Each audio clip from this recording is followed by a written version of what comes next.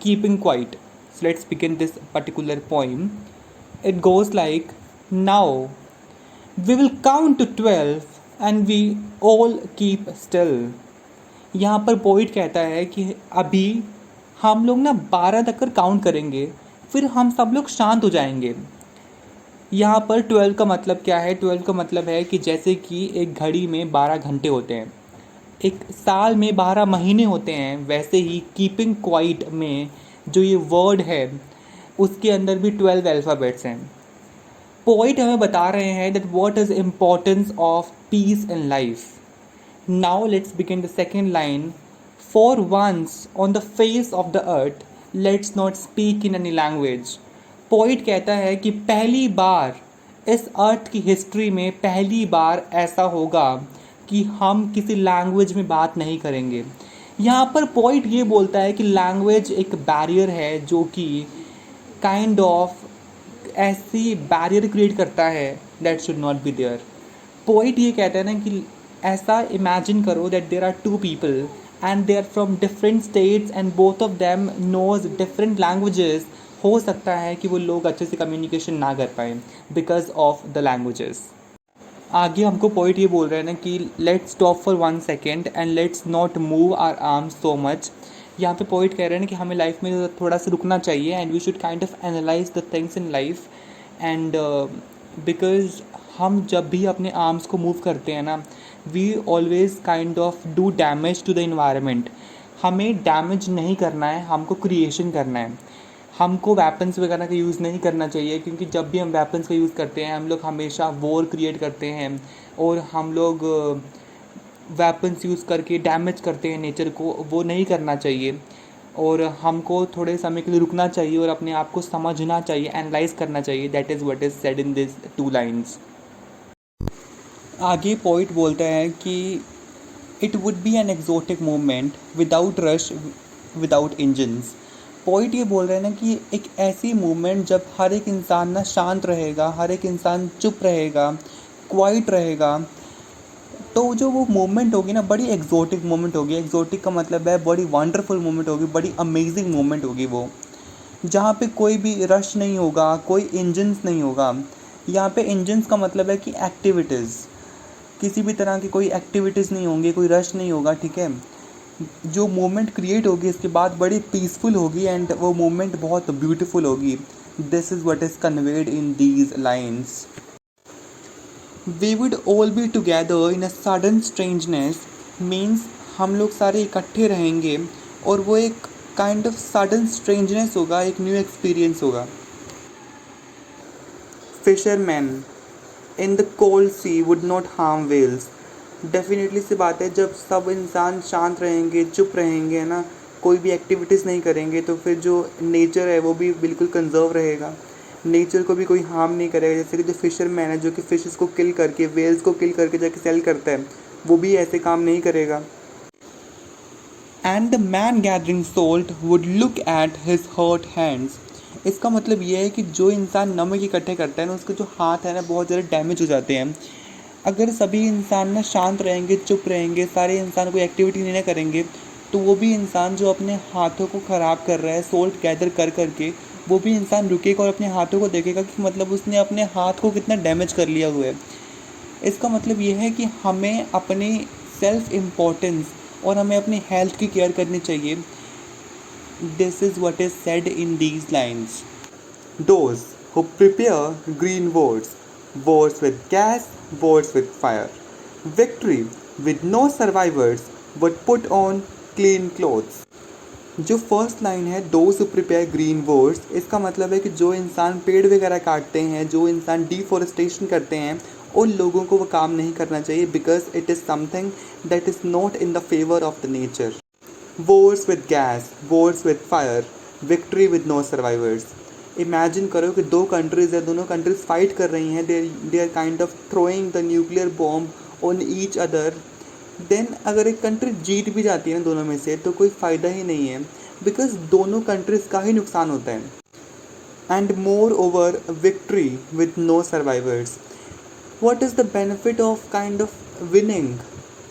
अगर कोई कंट्री जीत भी जाती है देन वहाँ पे कोई लोग ही नहीं है उसको एंजॉय करने के लिए, क्योंकि काफ़ी लोग मर गए हैं in the Wars. So, by the help of these lines, we understood that we should not fight with other countries and wars should not be there. The next line is would put on clean clothes. Now यहाँ पे clean clothes का मतलब ये नहीं है कि साफ कपड़े पहन लो या फिर नए कपड़े पहन लो.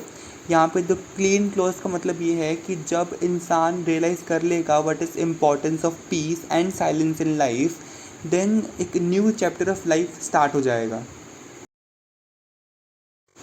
Now the next line is and walk about with their brothers in the shade doing nothing. So by the help of these lines the importance of brotherhood is discussed, and yes, it is said that the people they will help each other without thinking of their own personal benefits. और साथ में कोई भी इंसान इसके लिए fight नहीं करेगा, लड़ेगा नहीं टू गेन मोर पावर.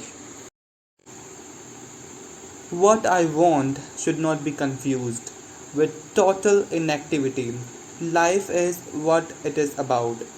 आगे ना पोइट इस पोइम में एक ट्विस्ट लेके आता है और पोइट बोलता है ना कि जो मैं बोल रहा हूँ ना भाई साहब, whatever I am saying कि शांत रहो, चुप रहो, realise the importance of silence.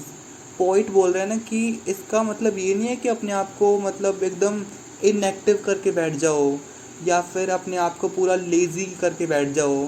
Poet कह रहा है ना कि अपने आप को कंफ्यूज मत कर लेना, कि मैं ये नहीं बोल रहा कि मतलब पूरा शांत रहो, चुप रहो और पूरा लेज़ी बन जाओ. पोइट कह रहा है कि लाइफ जैसी है वैसी ही चलेगी and you can't do anything with that. I want no truck with death. If we were not so single-minded about keeping our lives moving and for once could do nothing.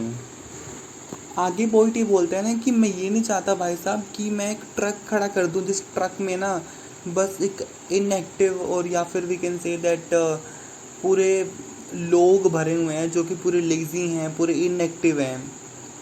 So poet बोलता है मैं वैसा कुछ नहीं चाहता हूँ. Poet ये बोलता है ना कि मैं ये चाहता हूँ that I should tell people that no one should be selfish. हम लोग इतने सिंगल माइंडेड हो चुके हुए हैं, वी आर सो सेल्फिश कि हम लोग रियलाइज़ ही नहीं करते हैं that what we are doing towards the nature and other things. About keeping our lives moving and for once could do nothing, perhaps a huge silence might interrupt this sad. आगे poet ये बोलते हैं ना कि जब हम लोग silent रहेंगे और जब हम लोग ना रियलाइज़ करेंगे इम्पोर्टेंस ऑफ साइलेंस, तो हो सकता है कि जो साइलेंस है ना that is going to kill the roots of the sadness. Perhaps a huge silence might interrupt this sadness of never understanding ourselves and of threatening ourselves with death. Poet ये बोलते हैं ना कभी कभी लाइफ में हम लोग क्या करते हैं कि हम लोग ना अपने एक डेडलाइन सेट कर लेते हैं कि हमें ये पर्टिकुलर गोल अचीव करना ही करना है before this particular date. Further poet says that ना जब भी हम लाइफ में ऐसा कुछ भी करते हैं ना कि डेडलाइन सेट कर लेते हैं कि मुझे इस पर्टिकुलर चीज़ को अचीव करना ही करना है बिफोर दिस पर्टिकुलर डेट, तो हम लोग ना कुछ अच्छा नहीं करते हैं, बस अपने आप को ना डिस्टर्ब करते हैं, अपने प्रेजेंस ऑफ माइंड को डिस्टर्ब करते हैं. पोइट कहते हैं ना कभी भी हमें कुछ ऐसे डेडलाइंस वगैरह सेट नहीं करना चाहिए, हमें अपनी लाइफ को एंजॉय करना चाहिए एंड लाइफ में ना शांत रह के लाइफ में बस आगे बढ़ना चाहिए. This is what is said by the poet. Perhaps the earth can teach us as when everything seems dead and later proves to be alive. यहाँ पर पोइट बोलता है कि हमें अर्थ से सीखना चाहिए that what is importance of silence. जैसे कि जब भी कभी भी ना रात होती है ना, तो हमें रात को लगता है ना कि मतलब सब कुछ कितना शांत है और सब कुछ मतलब किसी भी चीज़ में लाइफ है ही नहीं. Everything seems dark during the night time. लेकिन जैसे मॉर्निंग होती है, मॉर्निंग में लगता है कि एक डेड बॉडी के अंदर ना लाइफ आ चुकी हुई है. So with this example we can understand that how we can learn from the earth now the next example can be, जैसे कि विंटर के टाइम क्या होता है, जो बच्चे होते हैं वो सारे अपने घर के अंदर होते हैं और वो घर के बाहर नहीं निकलते हैं अक्सर खेलने के लिए। और जैसे ही समर टाइम आता है ना कि बच्चे अपने घर से बाहर निकलते हैं, वो खेलते हैं, वो इंजॉय करते हैं, राइट। सो ऐसे ही पोइट ने बोला है that we should learn from earth. And now the last two lines are, now I will count up to 12, you will keep quiet and I will go. Poet कहता है ना कि अब मैं काउंट करूँगा 12 तक कर, तुम लोग शांत रहोगे और मैं यहाँ से जाऊँगा, and I will convey this message to so many other people.